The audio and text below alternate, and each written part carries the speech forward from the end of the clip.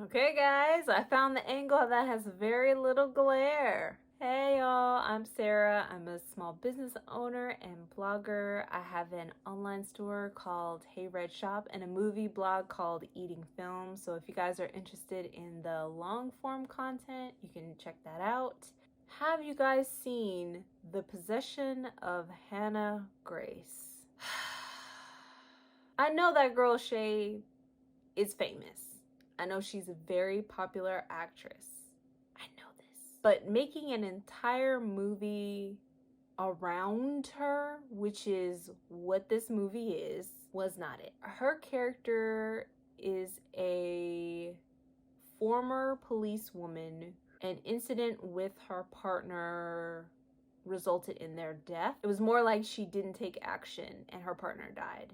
That was something that she had a hard time coping with, and so she turned to drugs and alcohol. At this point, I guess this is the first time that she is looking for work after being fired, and the job that she manages to get is in a morgue because of her background processing the bodies that come into the morgue. There's not very much character development. Even though the cast is very small, you don't see very many people other than her throughout the entire movie. How she feels about what happened and her situation now, we don't know. Her actions don't provide enough to tell us any of those things. She's in recovery and has a connection at the hospital where the morgue is a nurse who recommended her for the job and knows that she's in recovery and everything and is her friend, apparently.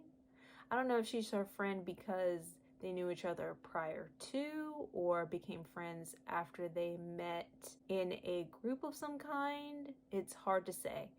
But her life before the loss of her partner, being able to see that, I think would have given us a better understanding of who she is as a person. And maybe even during the beginning of her addiction might have also shown us a bit more to get a better idea of her as a main character. So at the very, very beginning of the movie, we show up in the middle of an exorcism that goes horribly wrong, where the priest dies terribly, the father of the afflicted is wounded, and we assume the afflicted person dies during the exorcism. The next scene is of her getting ready for her day and her first day at her new job. The disconnect between these two events is enormous, especially because we are not able to draw any connections until over halfway through the movie. She's doing her job and processing the bodies that come in. What I appreciate is them doing like the full walkthrough and us being able to see it, so we get an idea of where she is in the building. So we know she's not like around the corner from the main lobby. She's downstairs, around the corner. There are long hallways.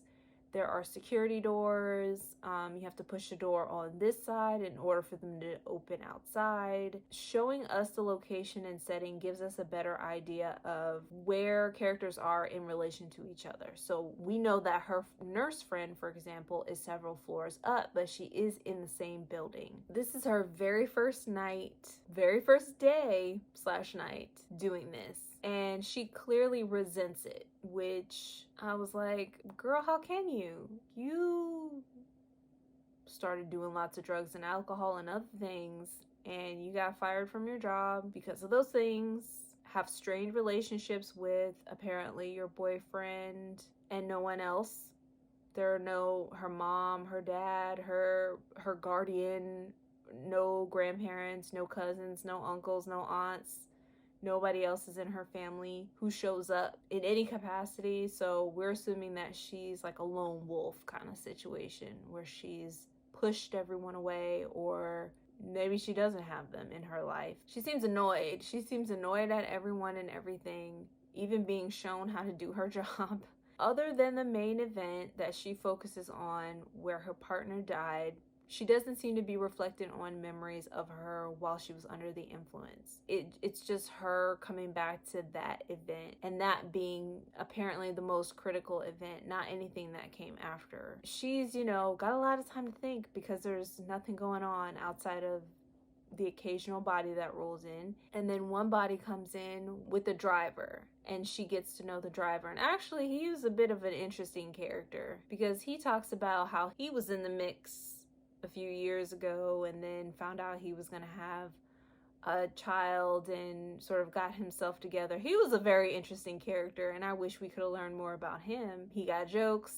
So she takes this body in, and the machines and stuff start malfunctioning. She's not able to take photographs of the body to process it properly. At the same time, somebody sneaks into the morgue. It turns out that person who snuck into the morgue was her father. See, even trying to reconstruct what happened on that storyline is like a whole thing, because apparently she did not die.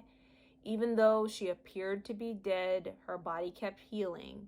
So for the next 3 months, I think it was, he's been trying to figure out how to completely destroy her body.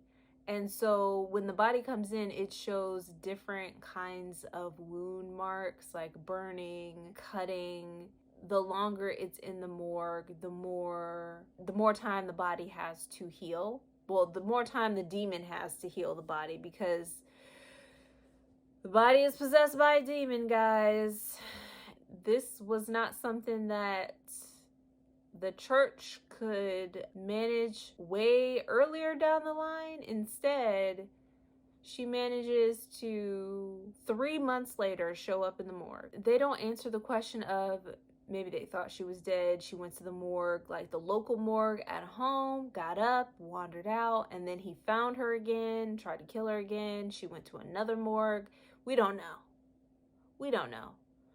We just know that the body is healing and that eventually wakes up and starts harassing different members of the faculty instead of just walking out of the building. Very weird. Very weird. Sure. It stays there.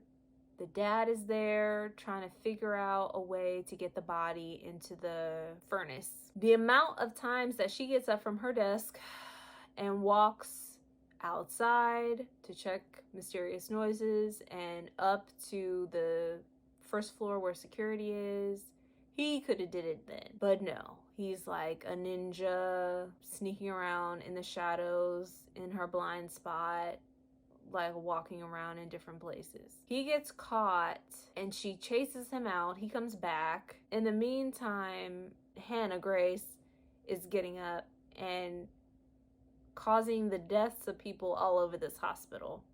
The driver gets it, her nurse friend gets it, and the young guy who works in security gets it too. I was like, oh. Because he also had a bit more personality. He seemed to like his job. He wasn't creeped out by, he was creeped out by her job, but he didn't seem to be creeped out by being the security guy. He was like flirting with her a little bit. And I was like, that's so cute.